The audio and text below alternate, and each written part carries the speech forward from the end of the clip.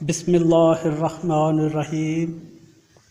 السلام علیکم ورحمۃ اللہ وبرکاتہ۔ بھائیو بہنوں، آپ کیسے ہیں؟ اللہ تعالیٰ آپ کو دنیا اور آخرت کی تمام نعمتوں سے نوازے، آمین۔ اپنے چینل عین الیقین پر آپ کو خوش آمدید کہتا ہوں۔ بھائیو بہنوں، بہت سے لوگ جو اپنی تنگ دستی کا گلہ کرتے ہیں، رزق کی کمی کا شکوہ کرتے ہیں۔ رزق تو اللہ تعالیٰ نے دینا ہے، مگر ہم لوگ دوسرے عام لوگوں سے شکوہ و شکایت کرتے ہیں۔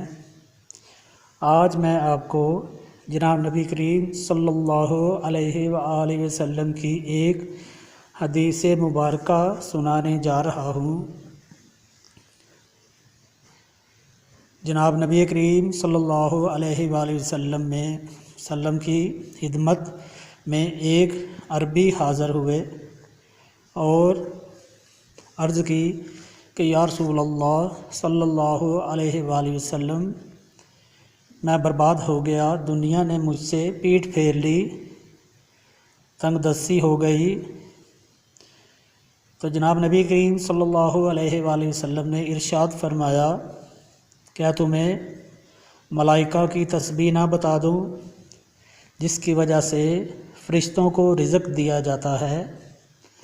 تو عربی نے عرض کی، جی ضرور فرما دیجئے۔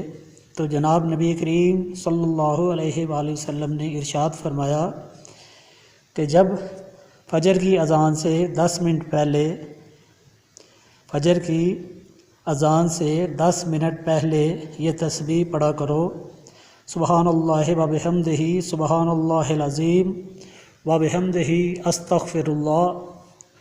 ایک بار دوبارہ سنیے، سبحان اللہ وبحمدہ، سبحان اللہ العظیم وبحمدہ، استغفر اللہ۔ پھر سنیے، سبحان اللہ وبحمدہ، سبحان اللہ العظیم وبحمدہ، استغفر اللہ۔ تو جناب نبی کریم صلی اللہ علیہ وآلہ وسلم نے یہ تسبیح ملائکہ اس عربی کو تعلیم فرمائی۔ تو فرمایا کہ جب فجر کی اذان شروع ہو اس وقت تمہاری تسبیح ختم ہونی چاہیے، یعنی کہ صبح کی فجر کی اذانیں جب شروع ہوں تو تسبیح کے آخری دانے ہونے چاہیے، یعنی 100 کی تسبیح ہے تو سمجھ لیجئے کہ اذان شروع ہونے سے پہلے 95 جو دانے ہیں وہ آپ پڑھ لیں، اور اذان شروع ہو تو 4-5 دانے آپ کے رہ چکے ہوں تو آپ پڑھ لیں۔ تو نبی کریم صلی اللہ علیہ وآلہ وسلم نے ارشاد فرمایا کہ اس وقت دن کے فرشتے جو ہیں، جو دن کے کام کرتے ہیں، وہ ان کی ڈیوٹی شروع ہوتی ہے، اور جب ان کی ڈیوٹی شروع ہوتی ہے فجر کی اذان کے وقت، تو وہ آ کر سب سے پہلے لوگوں کا رزق لکھتے ہیں کہ آج کس فلاں آدمی کو، کس آدمی کو کتنا رزق دیا جانا ہے۔ تو سرکار دو عالم صلی اللہ علیہ وآلہ وسلم نے ارشاد فرمایا کہ اس وقت تم یہ تسبیح بیٹھ کے پڑھنا، اور جب تمہاری تسبیح ختم ہوگی تو فرشتے آ جائیں گے اور وہ تمہارا رزق جو ہے وہ بڑھا کے لکھیں گے، کیونکہ تم اس وقت اللہ تعالیٰ کی حمد و ثنا کر رہے ہوگے۔ تو وہ عربی جو ہے یہ تسبیح مبارکہ یاد کر کے وہاں سے چلا جاتا ہے، اور کچھ ہی دنوں بعد دوبارہ نبی کریم صلی اللہ علیہ وآلہ وسلم کی خدمت میں حاضر ہوتا ہے اور عرض کرتا ہے، یا رسول اللہ صلی اللہ علیہ وآلہ وسلم، آپ نے جو تسبیح مجھے تعلیم فرمائی تھی، میں نے چند ہی دن یہ تسبیح پڑھی ہے تو ساری دنیا میرے گھر میں ہی آ گئی ہے، اتنا رزق مل گیا ہے کہ میرے گھر میں رکھنے کی جگہ نہ بچی۔ اس تسبیح کی وجہ سے میرے پڑوسی بھی امیر ہو گئے۔ تو وہ عربی بہت خوش ہوتا ہے۔ تو نبی کریم صلی اللہ علیہ وآلہ وسلم تبسم فرماتے ہیں۔ تو ادھر صحابہ کرام بھی موجود ہوتے ہیں، تو وہ عرض کرتے ہیں، یا رسول اللہ صلی اللہ علیہ وآلہ وسلم، یہ تسبیح جو آپ نے ان کو تعلیم فرمائی ہے یہ انہی کے لیے ہے یا کہ سب پڑھ سکتے ہیں؟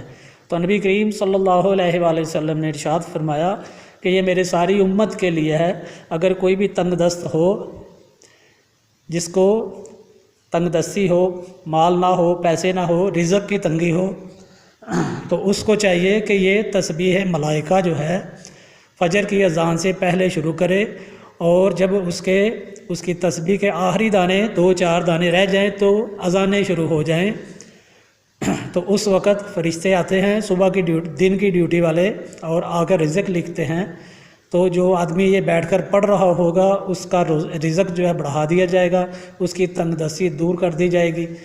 تو بھائیو بہنوں، یہ بہت ہی عظمت والی تسبیح ہے، سبحان اللہ و بحمدہ، سبحان اللہ العظیم و بحمدہ، استغفر اللہ۔